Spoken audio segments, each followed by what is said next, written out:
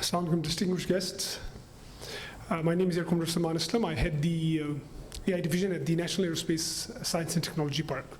So a quick sequence of my presentation on algorithmic warfare. First of all, a quick introduction. We'll talk about the present, what's going on now, and how are we preparing for the future. What do we expect the future to hold for us? Some thoughts that will go a little bit lateral, and then conclusions. So first of all, starting off with the critical technology areas. These are some of the technology areas that are useful, that will be useful, are useful for not just the military, but for just about every branch that we all belong to. These are the seed areas. Then come the effective adoption areas, and of course, trusted AI and autonomy are here. And these are all areas that are useful not just for, again, an air force or an army, but for just about everybody. And then we've got those defense-specific areas. What's important to notice here is that defense-specific areas are very few. And most of the technologies are now democratized, they're out there, they're dual use.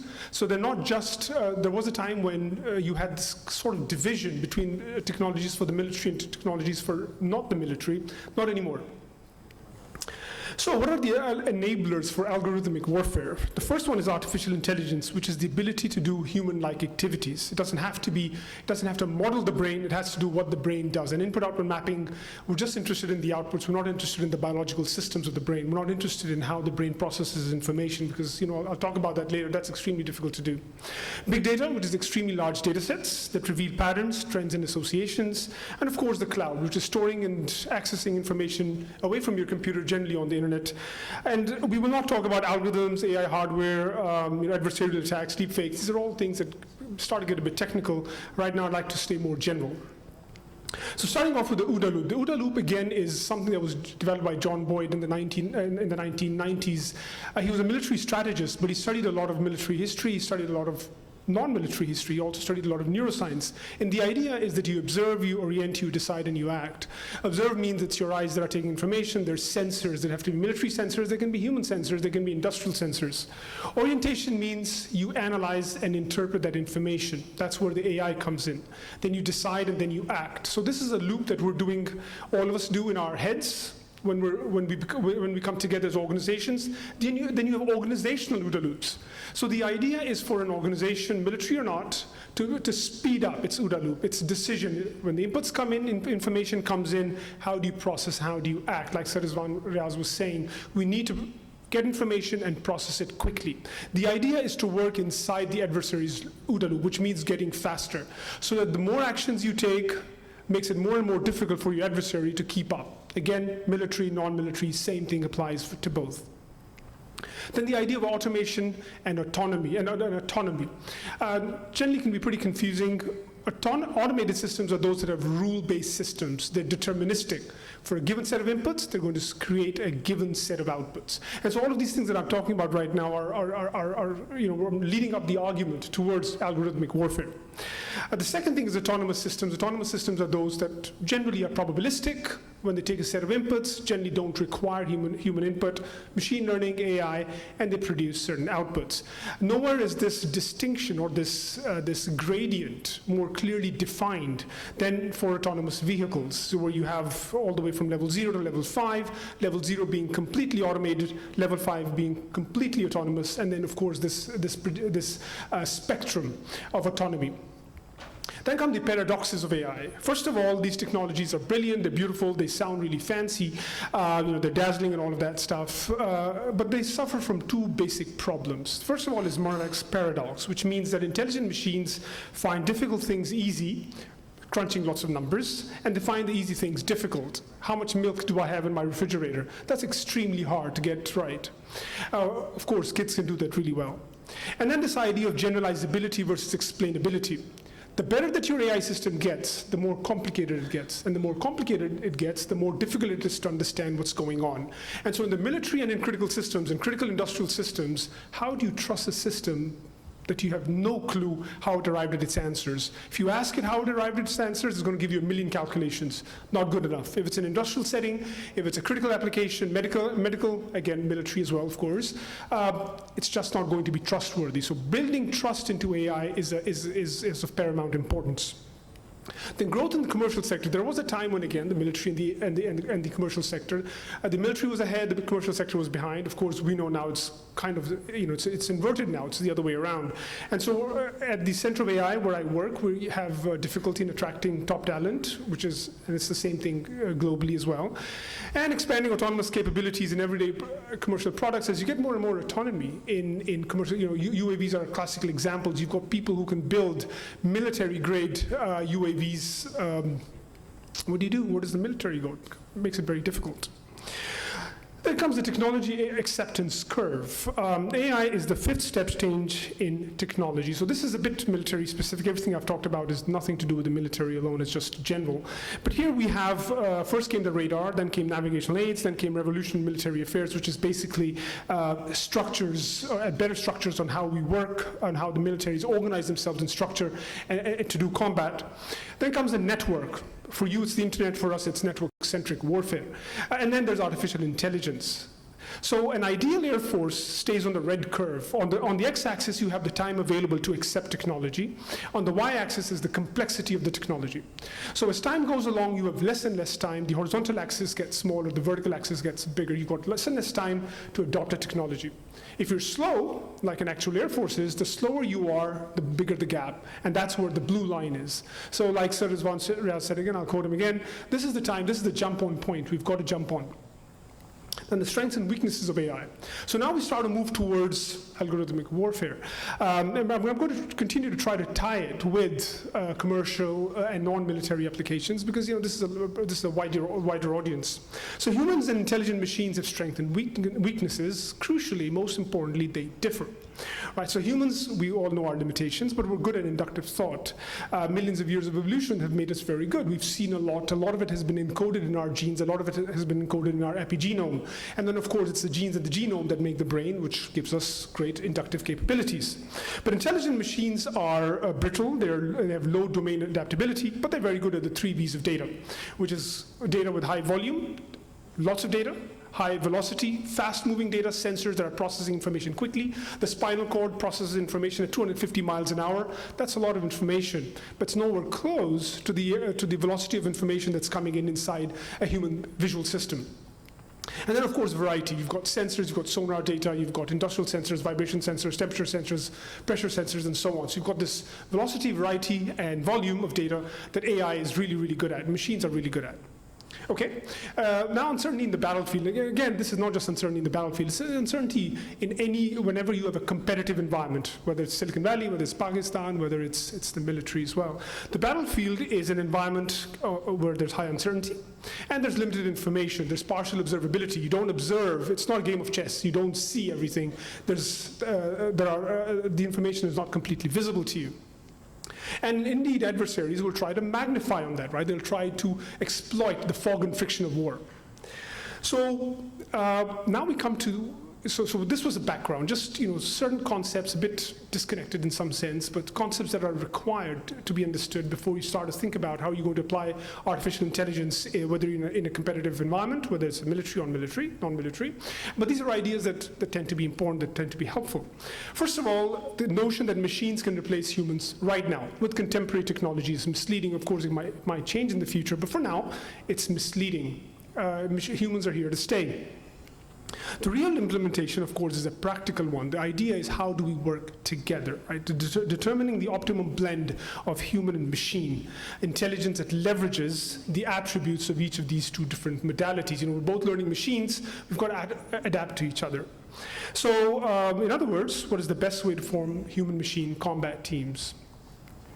So the idea then is, the question then, is there an interdependence or is there a co-learning? An interdependence means there's two alternate modalities that are working with each other. Co-learning means they're actually evolving with each other. Right? And I will argue that there's actually a mutual evolution, and it's been backed by many studies. So this teaming has been likened to a mythical centaur, so the brains of a human, the speed of a horse. But this interdependence goes beyond the simple analogy. Right? The simple analogy of a centaur, this maximize strengths and minimize weaknesses, does not exactly capture. We know that an analogy only goes so far, and it's certainly true in this case. So co-learning. So let me give you an example of chess. Chess was one of the first games that showed people that if you have a completely observable environment, but you've got a lot of options, machines can probably do okay. So in 2005, so 1997 was the first time that AI beat a human, but that wasn't really AI. It was more of a number crunching machine. In 2005, it was found that human-machine teams with poor computers did better than just much better computers. So if you have a very good machine doing AI, but you have bad machines, weak machines, and reasonable people that actually end up doing better. Surprisingly, here were the surprising results.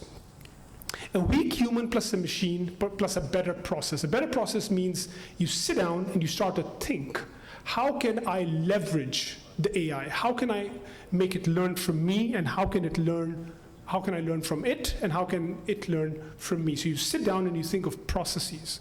You're better off than using a very good AI. You're better off than using, say, a ChatGPT. More remarkably, so if you have experts in the field who have very good machines, but who have inferior processes, it was shown that humans who had thought about how do they interact with machines worked better. This has actually been found across a wide range of industries. In 2010, once again, the same findings were replicated. Teams of humans plus machine dominated even the strongest computers. Come 2016, where real AI starts to beat humans, especially in the DeepMind challenge, the game Go, the number of legal board positions is 2 times 10 to the 170, which is orders and orders of magnitude more than the number of atoms in the universe. Of course, the game of chess has orders and orders of magnitude less than the number of atoms in the universe. Both machine and human improved upon interacting. So I've just given examples from chess and Go because these tend to be strategic games. The idea is that this has been replicated across industries. Teaming is good. Machines alone, as of yet, are not that good. So this suggests a way forward. The human segment takes its strengths, right? The human intuition, the induction, the lateral thinking, the domain adaptability, generalization, working in highly complex environments. And the machine segment focuses on the 3 V's of big data, the volume, the velocity, and the variety. It's got its high-speed problem skills. It's got single-minded concentration, which of course we have trouble with on tightly defined problems, right? So if you can constrain the space of the problem that you're trying to solve, in other words, if you're trying to solve a narrow problem, then a narrow intelligence is going to do very well. Of course, ChatGPT-3 demonstrated how it's actually narrow in many sense, and ChatGPT-4 has been promised to be 70% or something less narrow. I mean, it's still going to go off the hook. It's still going to give you crazy answers. So are you going to depend on ChatGPT-4 to fly your aircraft? Absolutely not, right? So AI is still not there yet, even with all the hype and all of that. It's beautiful. It's a great product. Still not there yet. So can we perchance remove the humans yet? Probably not, right? So do we remove the humans and completely automate strategy development? Well, strategy is one of those fortes of humans, a foible for AI. So intelligent machines have a probabilistic element. So they will, in general, determine the maximum likelihood of certain events occurring. Well, if those events never occurred before, for instance, a strategy is not quite repeatable, right? If you have a business strategy or if you have a military strategy, and if it's known to work, at least in the military especially, if it has previously succeeded, you're going to have this motivation to try to, and people are going to anticipate repetition, so you want to not use it, right? Von Schlieffen's plan of double encirclement in World War I, you're not going to try to do double encirclement every time. People know what it is. You're going to try to do different things, right? So they will try to take steps to thwart that policy. So success generally comes to those who are able to be creative. Think Napoleon, just extremely creative, very, very Tipu Sultan, right? So you have to devise new strategies. So intelligent machines that draw on historical data, because ChatGPT and all of these machines were trained on historical data. Well, how do you expect them to take that creative leap? Humans, of course, are really good, again, because we've got 2 million years of evolution. We've got a lot of stuff encoded in our DNA, a lot of stuff that goes inside. We've seen so much, and we remember so much, even though we may not consciously realize it. So in this particular case, for instance, this machine says it's motionless, it's soft, it's brightly colored, so it must be a donut. That's something that probably ChatGPT would do, right? Although the next ChatGPT is going to be images plus text, but All right, so man-on-man teaming, the approach would be to build an improved human-machine interface. The nature interface would have to vary. So now the focus is on the interface. How do we interface? You examine the problems together, right? Okay, and this is reinforcement learning because we're both learning machines. Now, the nature of war is going to remain steady. It's going to be bloody, it's going to be murderous, and it's going to remain violent and chaotic. So the steady nature of war stays as it is. However, nations go to war generally because they don't understand relative capabilities. Could it be that robot wars might be a way to probe other people, and so you'll be more ready to go into war? And that's certainly something that's very scary. And the changing character of war means that in recent decades, we've been trying to develop smaller forces, which are better. Numerically larger forces used to be the Achilles heel, not any longer. Now smaller forces, brighter forces, intelligent machines may also quicken war. And wealthy countries now will be able to generate more autonomous machines, and so the advantage that countries with large populations, think Russia used to have, is going to diminish over time.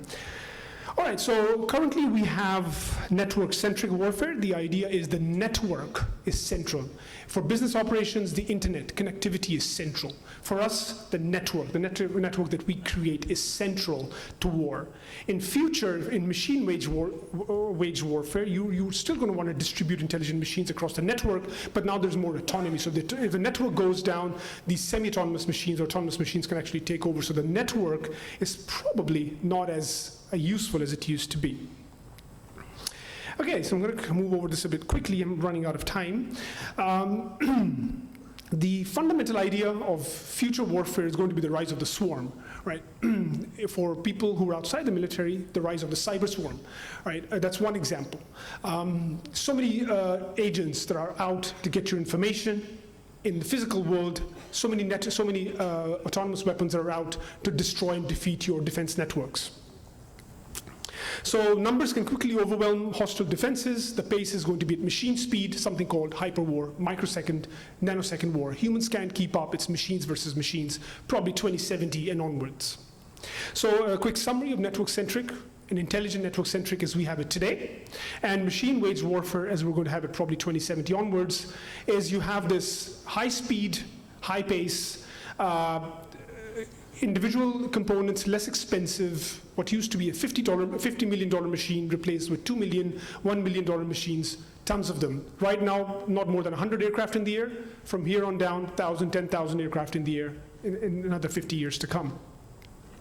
So last 2 or 3 slides, it's also interesting to look at physics, right? So there's nothing in physics that says that AI is not doable. The class 1 impossibilities will happen in a century or two. The class 2 impossibilities in 1,000 or a million years. And class 3 impossibilities probably never. Those are impossibilities of technologies that we have no clue about. We don't understand the physics. Robots are in class 1 impossibilities. So there's nothing in the physics realm that tells us that we can't take AI and scale it up to the next level. From a biology point of view, of course, we've got this religious aspect. Most people think that AI is never going to take over humans. Of course, that may or may not be defensible. But the idea is that can we outsmart evolution? Do we need to? Do we need to create a brain? Well, we don't. There's various initiatives that are trying to simulate the human brain. In order to simulate the human brain with today's technologies, we're in exascale computing. You need 1 million times more computing power to simulate a human brain. New fields of silicon and carbon and silicon-based last year came out. Carbon and silicon-based neurons working together over the internet. Brain on a chip, organoid intelligence, where you take brain chips and brain neurons that are powering computers. New fields, very interesting, things to keep your eyes open to.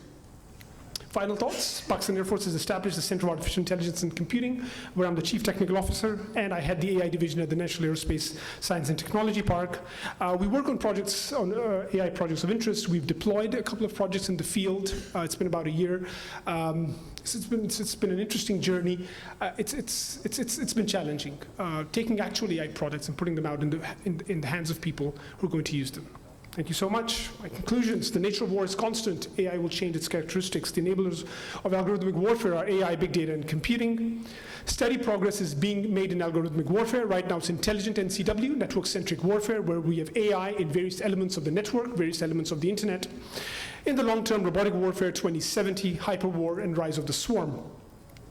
A richer perspective, however, can be obtained if we look at technologies that are outside AI, right? So if you really want to understand and appreciate the field, it's not a bad idea to start off with the philosophy of the mind, which is taught by philosophy departments and then go all the way down to physics. Thank you very much.